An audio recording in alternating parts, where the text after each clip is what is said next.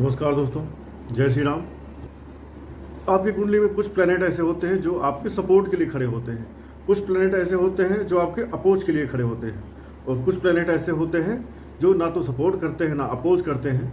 वो डिपेंड करता है वो किसके साथ खड़े हैं। अगर वो सपोर्टिंग प्लैनेट्स के साथ खड़े हैं तो सपोर्ट करने लगते हैं। अगर वो दुश्मन जो आपके राशि के या लग्न के हैं उनके साथ खड़े होते हैं तो आपके लिए निगेटिव बैटिंग करने लगते हैं। तो आपकी कुंडली में जो ग्रह होते हैं इनको कुछ वर्गीकरण किया गया है, जैसे कारक ग्रह, मारक ग्रह और बाधक ग्रह। तो आज हम जानेंगे आपकी कुंडली के कारक ग्रह कौन होते हैं, कैसे जानें कि आपकी कुंडली में कौन सा ग्रह कारक है, कौन सा ग्रह मारक है और कौन सा ग्रह बाधक है। ये हम क्रम से सभी 12 लग्नों के लिए जानेंगे कि किस लग्न में कौन सा ग्रह कारक होगा, कौन सा ग्रह मारक होगा, कौन सा ग्रह बाधक होगा। अब यहाँ पर आपको एक चीज़ ये भी बेसिक जानकारी होनी चाहिए कि कुछ राशियाँ होती हैं चर स्वभाव की, कुछ होती हैं अचर स्वभाव की, अर्थात स्थिर स्वभाव, अचर स्वभाव। चर स्वभाव मतलब मूवेबल साइंस होती हैं, ठीक है।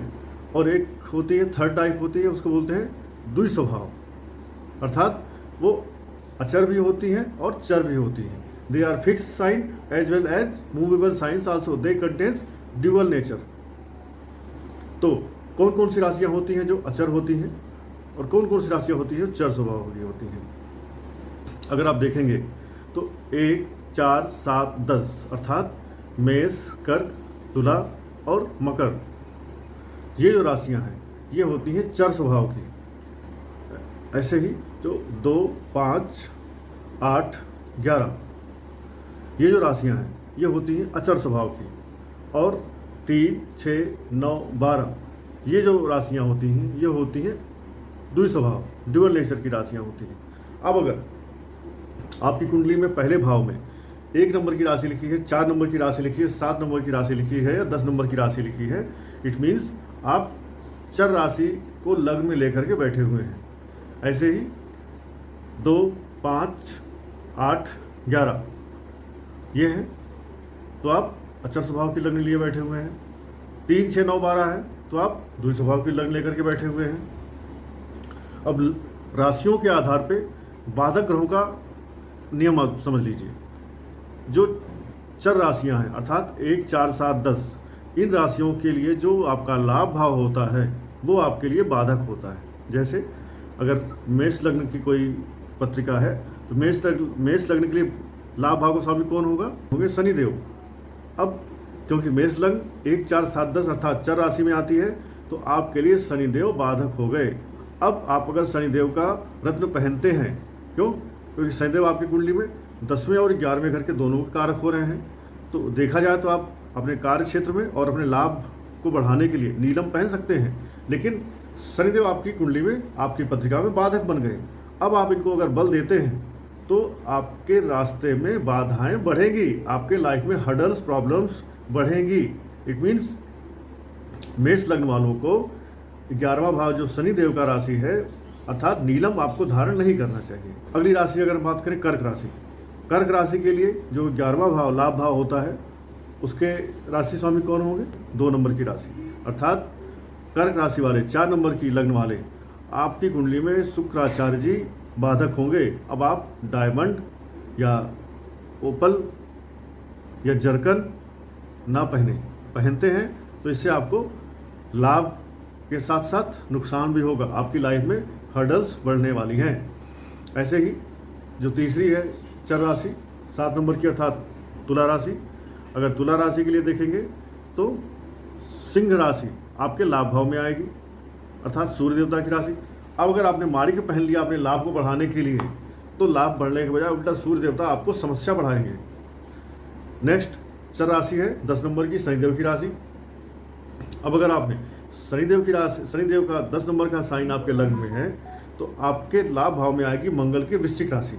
कहीं आपने गलती से वृश्चिक राशि अर्थात मंगल का रत्न धारण कर लिया होगा तो आपके लिए समस्याएं बढ़ जानी है। इसी तरह से स्थिर राशियां अगर देखेंगे 2, 5, 8, 11 जो आपका भाग्य भाव अर्थात 9वां भाव होता है, त्रिकोण भाव, उस भाव का जो स्वामी होता है वो आपके लिए बाधक होता है। देखिए कितनी बड़ी विडंबना है। चर राशि वालों के लिए लाभ भाव का स्वामी बाधक बन जाता है। अचर राशियों के लिए 2, 5, 8, 8, 11 के लिए आपका भाग्य भाव का स्वामी ही आपके लिए बाधक बन जाता है। इट मीन्स त्रिकोणों में सबसे पावरफुल त्रिकोण होता है 9वां भाव, केंद्र में सबसे पावरफुल केंद्र होता है 10वां भाव। आपके 9वें भाव का स्वामी 2, 5, 8, 11 राशि वाले आपके लिए बाधक होगा। अब आपको अपने भाग्य भाव के स्वामी का रत्न नहीं धारण करना है, ठीक है। फिर आप कहेंगे अपने भाग्य को मैं बढ़ाऊंगा कैसे, प्रबल कैसे करूं, रत्न धारण ना करूं तो? क्योंकि कई बार लोगों के मन में एक सवाल होता है कि मैं कौन सा रत्न धारण करूं। रत्न धारण करने की जिज्ञासा लोगों में बहुत ज़्यादा है। तो भाई अगर आप अपने भाग्य भाव को रियल में एक्टिव करना चाहते हैं तो रत्न धारण किए बिना आप उस ग्रह के मंत्र जपें, आप उस ग्रह से संबंधित कारक तत्वों को अपने अंदर बढ़ाएं, उस ग्रह से संबंधित रिश्तेदारों को प्रसन्न रखें। ऐसा करके आप अपने भाग्य भाव को बढ़ा सकते हैं। उस ग्रह से संबंधित वस्त्रों को, कलर्स के ऑब्जेक्ट्स को अपने ऊपर ज़्यादा से ज़्यादा अपने साथ रखें या अपने वस्त्रों में रखें, जिससे कि आपका भाग्य भाव का ग्रह आपसे ऐसे ही प्रसन्न हो जाएगा बिना उसके रत्न को पहने हुए। तो अगर हम देखेंगे 2, 5, 8, 11 इन लग्नों के लिए जो बाधक होंगे वो होंगे 10, 1, 4, 7, अर्थात 2 के लिए शनिदेव, सिंह लग्न के लिए मंगल महाराज, और वृश्चिक लग्न के लिए चंद्र देवता, और कुंभ लग्न के लिए होंगे शुक्र महाराज। अर्थात ये ग्रह जो 9वें भाव में बैठते हैं, 9वें भाव की राशि जिनकी होती है, ये ग्रह आपस में परम मित्र माने जाते हैं। लेकिन यहाँ पर इन्हें मजबूरी है कि बाधक का काम इन्हें करना पड़ेगा। अब अगर द्विस्वभाव लग्नों को देखें, अगर 3, 6, 9, 12, तो इनमें जो इनका 7वें भाव का स्वामी होता है, अर्थात जो 7th हाउस का लॉर्ड होता है, वो इनके लिए बाधक बन जाता है। 7th हाउस में जो साइन है उसका जो लॉर्ड होगा वो इनके लिए बाधक बन जाएगा। तो द्विस्वभाव राशियाँ कौन सी हैं? 3, 6, 9, 12। बुध महाराज की दोनों राशियाँ मिथुन और कन्या, और गुरुदेव बृहस्पति की दोनों राशियाँ धनु और मीन। अब विडंबना देखिए कि गुरुदेव बृहस्पति की दोनों राशियों के सामने जो 7वां घर होता है वो बुध महाराज ऑक्यूपाई करके बैठे हैं, और बुध महाराज की 3 और 6 के सामने जो 7वां घर होता है वो गुरुदेव बृहस्पति ऑक्यूपाई करके बैठे हैं। अर्थात बुध महाराज के लग्न के लिए गुरुदेव बृहस्पति बाधक हैं, और गुरुदेव बृहस्पति की लग्न है अगर आपकी, चाहे 9 नंबर हो या 12 नंबर, तो आपके लिए बुध महाराज बाधक बनेंगे। 9 नंबर के सामने आपकी कौन सी राशि आती है? 3 नंबर आती है। 6 नंबर के सामने कौन सी आती है? 12 नंबर आती है। 12 नंबर के सामने अगर 7वां देखेंगे तो 6 नंबर आएगी। 3 नंबर के सामने आप 7वां देखेंगे तो 9 नंबर आएगी। अर्थात ये राशियों के आधार पर आपने जाना कि कौन सा ग्रह आपके लिए बाधक है। अब बाधक ग्रहों के रत्न आप कब धारण कर सकते हैं? बाधक ग्रहों के रत्न आप तभी धारण कर सकते हैं जब आपको किसी पर्टिकुलर भाव का फल लेना हो, और वो भी पर्टिकुलर टाइम पीरियड के लिए। आप ऑलवेज इनका रत्न धारण नहीं कर सकते हैं। जहां आपने इनका रत्न सदा सर्वदा के लिए धारण करना प्रारंभ किया, वहां से आपने आ बैल मुझे मार का इन्विटेशन भेज दिया। इसलिए don't wear the Ratna of बाधक प्लैनेट्स। अभी आपने जाना आपकी कुंडली में आपके लग्न के अनुसार कौन कौन से ग्रह बाधक हैं। अब आपको बताऊंगा मैं मारक ग्रह, कारक ग्रह सबसे आखिरी में बताऊंगा। मारक ग्रह कौन से होते हैं?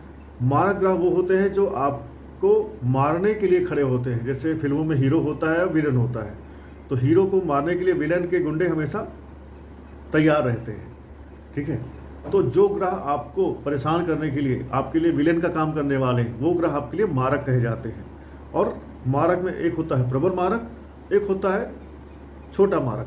जैसे मेन विलेन और उसके दाएं बाएं वाले, तो मेन विलेन जो हो गया प्रबल मारक हो गया, और जो उसके राइट लेफ्ट होते हैं उनको आप कह सकते हैं छोटा मोटा मारक। जैसे आपकी कुंडली में दूसरा, तीसरा घर, 6वां घर, 8वां घर, 7वां घर, 12वां घर, ये घर मारक भाव कंसीडर किए जाते हैं। इनमें से दूसरा, 7वां बहुत प्रबल मारक होता है। तीसरा, 8वां आप इनसे थोड़ा सा नीचे वाले ग्रेड का आप मारक कह सकते हैं। और 6 नंबर, 12 नंबर, इनको आप इनसे भी नीचे वाला 3rd डिग्री का मारक कह सकते हैं। लेकिन ये सारे प्लैनेट्स, ये सारी राशियों के जो स्वामी होंगे वो आपको कहीं ना कहीं समस्या देने के लिए ही आए हुए हैं। हालांकि इन घरों से आपको बहुत सारी अच्छी चीज़ें भी मिलती हैं, लेकिन इन राशियों के स्वामी आपके लिए मारक बनेंगे। और ख़ास करके 2, 3, 6, 8, 7, 12 इन राशियों में, इन भावों में यदि कोई ऐसा ग्रह है जो 2 राशियों का या 2 भावों का मालिक बन गया, जैसे मेष लग्न में देखेंगे तो मेष लग्न में दूसरा भाव और सातवां भाव किसके जिम्मे आ गया? वृषभ राशि, तुला राशि, शुक्र महाराज के जिम्मे आ गया। तो मेष लग्न वालों के लिए या मेष राशि वालों के लिए भी शुक्र महाराज प्रबल मारक हो गए। अब शुक्र महाराज आपके लिए मारक का काम करेंगे। सेम वे मेष लग्न में ही देखेंगे तो तीसरी राशि, थर्ड हाउस, मेष लग्न में थर्ड हाउस आता है मिथुन का, और छठा घर आता है कन्या का। तो बुध महाराज की दोनों राशियां आपके लिए मारक भाव में हैं। तो शुक्र 1 नंबर के मारक, बुध आपके लिए 2nd नंबर पे मारक, और ये दोनों ही प्रबल मारक हो गए। अब मेष लग्न वालों, जिस दौरान आपकी शुक्र की महादशा में बुध की अंतर्दशा आई, या बुध की महादशा में शुक्र की अंतर्दशा आई, या बुध की अंतर्दशा में शुक्र की प्रत्यंतर दशा भी आ गई, या शुक्र की अंतर्दशा में बुध की प्रत्यंतर दशा आ गई, वो दौरान, वो समय आपके लिए मृत्यु तुल्य कष्ट ले आएगा। अर्थात आपको बच के रहना है इस दौरान। जब आपका कोई प्रबल मारक ग्रह उसके एक्टिवेशन का टाइम आए, या 2 प्रबल मारक ग्रह अंतर्दशा प्रत्यंतर दशा महादशा में एक साथ आ जाएं, वो समय आपको उनसे सावधान रहने की आवश्यकता है। वो एक अलार्म है आपके लिए। कर्क लग्न वाले को देखेंगे, कर्क लग्न में देखेंगे तो आपका जो तीसरा घर है वो हो गया बुध का, कन्या राशि, और जो आपका 12वां घर है वो हो गया बुध महाराज का, मिथुन राशि। तो कर्क लग्न वालों के लिए एक प्रबल मारक कौन से बन गए? बुध महाराज बन गए। दूसरा कौन सा बन गया?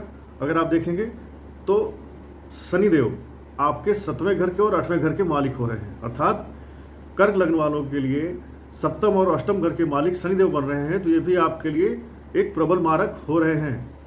तो आपको शनि और बुध की महादशा, अंतर्दशा, प्रत्यंतर दशा जब एक साथ आए तो सावधान रहने की ज़रूरत है। तो इस तरह से मारक और मारक में प्रबल मारक, और खास करके जितने क्रूर ग्रह हैं, सूर्य, शनि, राहु, केतु, मंगल, ये सब जब मारक बन के आते हैं तो इंसान को मृत्यु तुल्य कष्ट दे के जाते हैं। दूसरे एंड पे अगर शुभ ग्रहों की बात की जाए, जैसे गुरुदेव बृहस्पति, शुक्राचार्य या चंद्रमा, इनकी सबकी जब दशा आती है, ये मारक भले ही हो तो आपको ये कष्ट देके या बीमार करके या हॉस्पिटलाइज करके जाएंगे, लेकिन आपको ये मृत्यु देने से बचेंगे, मृत्यु तुल्य कष्ट देने से ये बचेंगे। अन्य क्रूर ग्रहों की भांति आपको ये मारने से बचेंगे। अगर किसी की आखिरी 60 साल 70 साल के बाद किसी का समय चल रहा हो और उसके बाद आपका किसी का भी 2 प्रबल मारक ग्रहों का योग आ जाए, तो मान के चलिए इस योग से उस आदमी का बच के निकल पाना बड़ा ही मुश्किल है। वो बच तभी पाएगा जब इन ग्रहों से संबंधित वो पहले से ही काम कर रहा हो, कुछ ऐसा काम कर रहा हो जिसमें इन ग्रहों को पहले से वो यूज कर रहा हो, या इन ग्रहों को वो शांत करने का कोई अच्छा उपाय पहले से करके बैठा हो या कंटिन्यू किए जा रहा हो, तभी वो बच पाएगा। तो आपने जाना बाधक ग्रह कौन होते हैं, मारक ग्रह कौन से होते हैं। अब बात करेंगे कारक ग्रह कौन से होते हैं, क्योंकि दुश्मन तो आपने पहचान लिए, लेकिन अब आपको जानना है आपके दोस्त कौन से हैं। क्योंकि अपने दोस्तों को तो खुश रखो, अपने दोस्तों को एनर्जाइज करो, अपने दोस्तों को आप पावरफुल रखो, जिससे कि आपके दोस्त जब भी आप बुलाओ आपकी तरफ से बैटिंग करने के लिए, आपकी तरफ से तलवार चलाने के लिए आपके साथ खड़े मिले। तो जो आपकी राशि में, जो आपकी लग्न हो, जो भी लग्न है, वहाँ पर जो 5वां और 9वां घर होता है, ये आपके लिए प्रबल कारक कहे गए हैं। अर्थात मेष लग्न की अगर बात की जाए जैसे, तो यहाँ पर आपका 5म घर में सूर्य देवता की सिंह राशि और 9वें घर में गुरुदेव बृहस्पति की धनु राशि आएगी। लेकिन यहाँ पर एक चीज़ देखिए, गुरुदेव बृहस्पति आपके 9वें घर के और 12वें घर के भी कारक हो रहे हैं। ठीक है, तो क्लासिक्स में, शास्त्रों में लिखा गया है, ज्योतिष की बुक्स में, कि जो नवमेश या पंचमेश होता है, अर्थात जो त्रिकोण का स्वामी होता है, उसको शुभ ही मानना चाहिए। वो कहीं भी किसी भी भाव का दूसरे भाव का स्वामी हो। अर्थात गुरुदेव बृहस्पति आपके 9वें भाव के स्वामी हैं, तो इनको आपको शुभ मानना चाहिए आपके लिए, भले ही ये 12वें घर के भी स्वामी हैं। तो आप सूर्य देवता का जो रत्न है अर्थात माणिक्य, वो आंख बंद करके पहन सकते हैं। अब आपको दूसरा कोई अगर रत्न आप ढूंढते हैं, जैसे मंगल की राशि है, तो मंगल यहाँ पर प्रथम हाउस, फर्स्ट हाउस और 8वें घर दोनों के मालिक हो रहे हैं। तो जहाँ आपने मंगल का रत्न पहना, वहाँ आपको पहला घर और 8वां घर दोनों के परिणाम आने शुरू हो जाएंगे। तो मेष लग्न वालों, आपको मंगल का रत्न पहनने से बचना चाहिए। आपका लग्नेश मंगल जरूर है, लेकिन उसके पास 8वां घर भी है। तो मंगल की रत्न को पहनने से अपने आप को बचाना है। यदि आपको भाग्य से संबंधित कुछ समस्या आ रही है तो आप गुरुदेव बृहस्पति का पुखराज पहन सकते हैं, लेकिन आवश्यक हो या बहुत आवश्यक हो तो, और ख़ास करके जब गुरुदेव बृहस्पति आपके 6, 8, 12 में ना बैठे हो तो। यदि आपका कोई कारक ग्रह है और वो 6, 8, 12 में बैठा है तो भी आपको उस ग्रह के रत्न पहनने से बचना चाहिए। आपको कुंडली में, आपकी लाइफ में धन की कमी आ रही है तो आप दूसरे भाव का स्वामी जो है उसका रत्न पहन सकते हैं, बशर्ते वो ग्रह क्रूर ग्रह ना हो। अगर कोई सौम्य ग्रह है, चंद्रमा, शुक्र, बुध, बृहस्पति, ऐसा कोई ग्रह हो तो आप पहन सकते हैं, लेकिन पहनने के साथ साथ आप इसका परीक्षण करें, क्या आपको ये पहनने के साथ कुछ नुकसान दे रहा है। नोट करें, अगले 1 दिन, 2 दिन, 3 दिन, 4 दिन, हफ्ते भर में आपको पता चल जाएगा कि ये आपको कैसा परिणाम दे रहा है। तो अपने उस ग्रह का रत्न आप कंटिन्यू करें, धारण करे रहें। अगर आपको परिणाम कुछ निगेटिव नहीं आ रहे हैं तो आपके धन भाव को ये एक्टिव रखेगा, परंतु यदि वो ग्रह आपके लिए कुछ निगेटिव रिजल्ट दे रहा है तो आपको धन भाव का घर का जो स्वामी है, अर्थात ये भी आपका मारक भाव है, इस ग्रह के रत्न को पहनने से बचना है। ऐसे ही आपका चतुर्थ भाव है, जहाँ से आप भूमि, भवन, वाहन देखते हैं। अगर आप घर नहीं खरीद पा रहे हैं, गाड़ी नहीं खरीद पा रहे हैं, बहुत दिन से प्रयास कर रहे हैं, तो आप अपने चतुर्थ भाव के स्वामी का रत्न पहन सकते हैं, परंतु परीक्षण करके कि वह रत्न आपको कैसा परिणाम दे रहा है। अगर वो रत्न आपको परिणाम अच्छा नहीं दे रहा है तो आपको उस रत्न को पहनने से बचना चाहिए। इसके अलावा यदि रत्न आपके लग्नेश का मित्र है, रत्न का स्वामी आपके लग्नेश का मित्र है तो वह रत्न आपको फायदा करेगा। अगर रत्न का स्वामी लग्नेश का मित्र नहीं है और वो 6, 8, 12 में बैठ गया है, या बाधक है या मारक है, तो आपको पक्का वो नुकसान करेगा। ठीक है, तो अब हम बात करते हैं किस लग्न वाले को कौन सा रत्न आँख बंद करके पहन सकते हैं और कौन सा रत्न आपको चेक करके पहनना है। ठीक है, प्रथम मेष राशि या मेष लग्न। मेष लग्न वालों को जो पहनना चाहिए वो है चंद्रमा का मोती पहन सकते हैं, भूमि, भवन, वाहन का सुख मिलेगा। आप सूर्य देवता का माणिक पहन सकते हैं, इससे आपको संतान के लिए, ज्ञान के लिए, आपके इंटेलिजेंस के लिए आपको लाभ होगा। और मेष लग्न वाले शनिदेव का नीलम पहन सकते हैं, लेकिन यहाँ पर कंडीशन है। शनिदेव का नीलम आप अपने सिरहाने एक रात रख के सोएं, आपको कैसा परिणाम आता है, कैसे स्वप्न आते हैं, उसके आधार पर। अच्छे स्वप्न आते हैं तो आप पहन के देख सकते हैं, क्योंकि यहाँ पर शनिदेव आपके लिए बाधक हैं। ठीक है, तो अगर परिणाम स्वप्न में अच्छे आ रहे हैं, अच्छा स्वप्न आपने देखा, तो आप नीलम धारण कर सकते हैं। लेकिन मैं आपको सलाह दूंगा कि मेष लग्न वाले नीलम धारण ना करें, क्योंकि मंगल महाराज मेष लग्न के स्वामी हैं और नीलम के शनिदेव जो हैं वो आपके स्वामी के मित्र नहीं है। अगर दूसरी लग्न की बात करें, वृषभ राशि, वृषभ में आपको सूर्य देवता का रत्न पहन सकते हैं। जैसे अगर आपने माणिक सूर्य देवता का पहना तो आपका कौन सा घर एक्टिव करेंगे? चतुर्थ भाव, जिससे आपको भूमि, भवन, वाहन का सुख मिलेगा, माता का सुख मिलेगा। ठीक है, यहाँ आप इनका पहन सकते हैं। दूसरा, वृषभ राशि वाले बुध महाराज का पन्ना पहन सकते हैं। बुध महाराज का पन्ना पहनने से आपका पंचम भाव एक्टिव होगा, हालांकि इसके साथ साथ ही आपका सेकंड हाउस भी एक्टिव होगा, जो कि मारक भी है और धन भाव भी है। तो क्योंकि वृषभ राशि के लिए बुध महाराज त्रिकोण के स्वामी हो रहे हैं, तो यहाँ पर आपको ये सकारात्मक फल देंगे, निगेटिव फल देने से अपने आप को बचाएंगे। अर्थात वृषभ राशि, वृषभ लग्न वाले पन्ना धारण करें आंख बंद करके। दूसरा, इसी क्रम में अगर देखेंगे तो इसमें आपके लिए शनिदेव का नीलम वो भी आता है। नीलम वृषभ लग्न वालों के लिए जो 10 नंबर साइन है और 11 नंबर साइन है, दोनों में आता है। लेकिन आपके लिए 11 नंबर का जो साइन है वो तो आपके लिए कारक है, 10 नंबर का साइन आपके लिए बाधक है। तो आप नीलम पहने, लेकिन सोच समझ के पहने। नीलम कभी भी बिना सोचे समझे परीक्षण किए ना पहने। अगली जो लग्न है मिथुन लग्न। अगर मिथुन लग्न की बात करेंगे तो आप मिथुन लग्न अर्थात बुध महाराज की लग्न, बुध महाराज की राशि, इसके लिए आप पन्ना पहन सकते हैं आंख बंद करके, क्योंकि लग्नेश का रत्न वैसे भी इंसान को पहनना अच्छा रहता है। और लग्नेश आपकी जो दूसरी राशि है, लग्नेश की जो दूसरी राशि है वो आपके चतुर्थ भाव में बैठी है, अर्थात आपका सुख भाव। तो मिथुन लग्न वाले अगर पन्ना पहनते हैं तो आप अपने और अपने सुख भाव दोनों को एक्टिव करेंगे। साथ ही आप शुक्र महाराज का रत्न पहन सकते हैं, इससे आपका जो पंचम भाव है अर्थात तुला राशि वो भी एक्टिव होगी। तो आप पन्ना और डायमंड या जर्कन या वाइट ओपल धारण कर सकते हैं आंख बंद करके, बशर्ते इन ग्रहों के स्वामी आपकी कुंडली में 6, 8, 12 में ना बैठे हों। ये मैं फिर से आपको रिपीट कर रहा हूँ। और यहाँ पर मिथुन लग्न वालों के लिए अगर देखेंगे तो शनिदेव आपके 8वें और 9वें घर के स्वामी हो रहे हैं, राइट। तो शनिदेव आपके लिए त्रिकोण के स्वामी हैं, शुभ हैं, परंतु 8वें घर के भी स्वामी हो रहे हैं। तो आप शनिदेव का नीलम धारण कर सकते हैं परीक्षण करने के पश्चात। बिना परीक्षण किए शनिदेव का नीलम आप ना धारण करें। शनिदेव का नीलम धारण करने से आपको भाग्य में वृद्धि होती हुई प्रतीत होगी, परंतु परीक्षण करने के बाद ही धारण करें।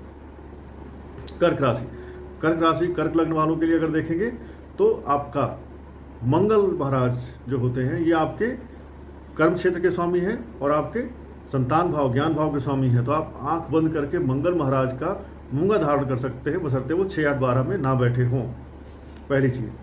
दूसरा, आप यहाँ से सूर्य देवता का माणिक धारण कर सकते हैं, इससे आपका धन भाव एक्टिव होगा, क्योंकि सूर्य देवता आपके राशि स्वामी, आपके लग्न स्वामी चंद्रमा के परम मित्र हैं। तो आपको मारक भाव का परिणाम देने से सूर्य देवता बचेंगे, या आपके लिए सूर्य देवता उतने मारक नहीं रहेंगे। ऑन दी अदर हैंड, आपको आपकी लग्न में, क्योंकि आपकी चर लग्न है, तो शुक्र महाराज आपके लिए सुख भाव के और लाभ भाव के स्वामी होते हैं, परंतु आप इनका रथ पहन नहीं सकते क्योंकि आपके लिए ये बाधक हैं, ठीक है। अगली लग्न की बात करेंगे, सिंह लग्न वाले आप अपने जीवन में अगर देखेंगे तो मंगल महाराज की जो राशि 8वीं राशि वृश्चिक है वो आपके सुख भाव में आती है, आप उसे धारण कर सकते हैं। साथ ही मंगल महाराज की जो दूसरी राशि आती है मेष राशि, वो आपके लिए आती है 9वें भाव में अर्थात भाग्य भाव में, जो कि एक बाधक वाला भाव हो जाता है। तो मंगल महाराज आपके लिए बाधक भी हैं, इसलिए जरूरी हो, बहुत आवश्यक हो तो ही आप मंगल का मूंगा पहने, अन्यथा ना पहने। दूसरी बात अगर देखेंगे, मंगल, अब सिंह राशि वाले पूछेंगे, सिंह लग्न वाले पूछेंगे हम क्या पहने, तो आप अपने सूर्य देवता, अपने लग्न के स्वामी, राशि के स्वामी का जो रत्न है माणिक, वही धारण करें। अगर और कोई आप धारण करना चाहते हैं तो एक बार गुरुदेव बृहस्पति के ऊपर देखें कहाँ बैठे हैं। सिंह लग्न वालों के लिए अगर देखेंगे तो पंचम भाव के तो स्वामी हैं, ठीक है, लेकिन साथ साथ ही आपके 8वें घर के भी स्वामी बन जाते हैं। दैट मीन्स इनके पास एक मारक भाव भी आ जाता है। तो आप अगर संतान से परेशान है, संतान नहीं पा रहे हैं, बच्चा नहीं हो रहा है, काफ़ी टाइम से उसके लिए संघर्ष कर रहे हैं, तो आप टाइम भी गुरुदेव बृहस्पति का पुखराज धारण कर सकते हैं, बट हमेशा के लिए नहीं। हमेशा अगर आप धारण करते हैं तो गुरुदेव बृहस्पति कहीं ना कहीं आपके जीवन में संघर्ष, परेशानियां, कष्ट बढ़ाएंगे। हाँ, आप कब धारण कर सकते हैं? यदि आप 8वें घर से जुड़ा हुआ कोई काम कर रहे हैं तो आप धारण कर सकते हैं। कोई भी ग्रह अगर आपके त्रिक भाव का या पाप भाव का या मारक भाव का स्वामी है तो आप उसकी नख को धारण कभी कर सकते हैं जब भी आप उस पर्टिकुलर हाउस का जुड़ा हुआ काम कर रहे हैं। अगर आप 6वें घर से जुड़ा हुआ कोई काम कर रहे हैं तो आप 6वें घर के स्वामी का रत्न धारण कर लो, फायदा करेगा। आप तीसरे घर का रत्न धारण करना चाहते हैं तो आप तीसरे घर से जुड़ा हुआ कोई काम करें। दूसरे घर का आप रत्न धारण करना चाहते हैं तो उससे जुड़ा हुआ कोई काम कर रहे हैं तो जरूर पहने, आपको लाभ देगा, अन्यथा आपको नुकसान देगा। अगली लग्न है कन्या लग्न। कन्या लग्न के लिए अगर देखेंगे तो आपके लिए शुक्र महाराज, ठीक है, ये आपके धन भाव के भी स्वामी हैं और ये आपके लिए भी स्वामी हो रहे हैं। तो कन्या राशि वाले आप डायमंड जर्कन या ओपल आँख बंद करके पहन सकते हैं। शुक्र देवता आपका धन भाव और आपका भाग्य भाव दोनों एक्टिव कराएंगे। अगला, अगर कोई रत्न आप देखना चाहते हैं तो एक बार आप चंद्रमा का मोती भी धारण कर सकते हैं। इससे आपका लाभ भाव एक्टिव होगा। बुध महाराज की कन्या लग्न वालों, कन्या राशि वालों के लिए है ये। आप चाहें तो एक बार शनिदेव का नीलम भी ट्राई कर सकते हैं, परीक्षण करने के बाद पहन सकते हैं, क्योंकि यहाँ पहनने से आपका जो 5वां घर है वो एक्टिव होगा, ठीक है। लेकिन शनिदेव यहाँ पर आपके 6ठे घर के भी स्वामी हो रहे हैं, तो परीक्षण करके पहने, जिससे कि शनिदेव आपके लिए कारक हैं और कारक का फल वो सही तरह से दे पाएँ। अगली लग्न देखेंगे तो तुला लग्न है। तुला लग्न वालों को शनिदेव का रत्न आंख बंद करके पहन लेना चाहिए, कोई दिक्कत नहीं है। आप शनिदेव का रत्न जैसे पहनेंगे रत्न तो आपका 4th और 5वां घर दोनों एक्टिव हो जाएगा, सुख भाव और संतान भाव, ज्ञान भाव। तो आपको नीलम पहन लेना चाहिए, बशर्ते 6, 8, 12 में शनिदेव ना बैठे हो। इसके अलावा आप चंद्रमा का मोती धारण कर सकते हैं। इससे क्या होगा, आपका जो कर्म क्षेत्र है वो अच्छा होगा। कर्म क्षेत्र में आप वर्क प्लेस पे अच्छा परफॉर्म करेंगे, वहाँ पे प्रॉब्लम्स कम आएंगी, हर्डल्स कम आएंगे। और आप सूर्य देवता का माणिक्य पहन सकते हैं। इससे आपके लाभ भाव में बढ़ोतरी होगी, आपके लाइफ में गेंस इंक्रीज होंगे। अगर आप वृश्चिक लग्न वाले हैं तो आप क्या धारण करें, आप गुरुदेव बृहस्पति का पुखराज धारण करें। इससे आपका क्या होगा, आपका धन भाव और आपका संतान भाव अर्थात त्रिकोण 5वां भाव एक्टिव हो जाएगा। तो मेष राशि वालों, मेष लग्न वालों, आप मंगल का रत्न धारण करने से बचे, क्योंकि यहाँ पर मंगल महाराज आपके 6ठे भाव के भी स्वामी हो रहे हैं। Okay, so you need to be careful while wearing Mangal का रत्न। और वृश्चिक लग्न वालों, आप सूर्य देवता का माणिक्य भी धारण कर सकते हैं। इससे भी आपको लाभ होगा, आपके स्पेशली कार्य क्षेत्र और भाग्य क्षेत्र में। धनु लग्न वालों, आप भी वृश्चिक लग्न वालों के ही भांति गुरुदेव बृहस्पति का रत्न धारण कर सकते हैं और सूर्य देवता का रत्न धारण कर सकते हैं। जहां आपने पुखराज धारण किया वहां आपका लग्न और आपका चतुर्थ भाव, उसके लाभ आपको अच्छे लाभ मिलेंगे, अच्छे फल मिलेंगे।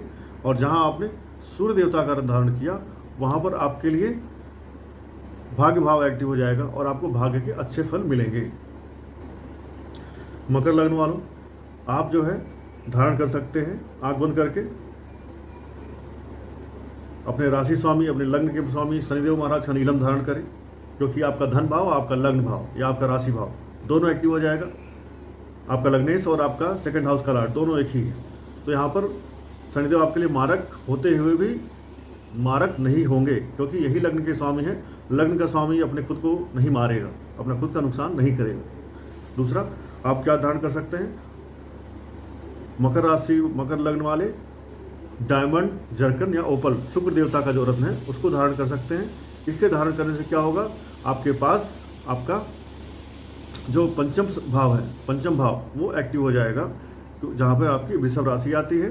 साथ ही आप देखेंगे, अगर साथ ही शुक्र महाराज मकर राशि वालों, मकर लग्न वालों के लिए कार्य क्षेत्र, वर्क प्लेस के भी स्वामी होते हैं, 10th लॉर्ड होते हैं। तो आपके वर्क प्लेस पर भी आपकी समस्याएं कम होंगी।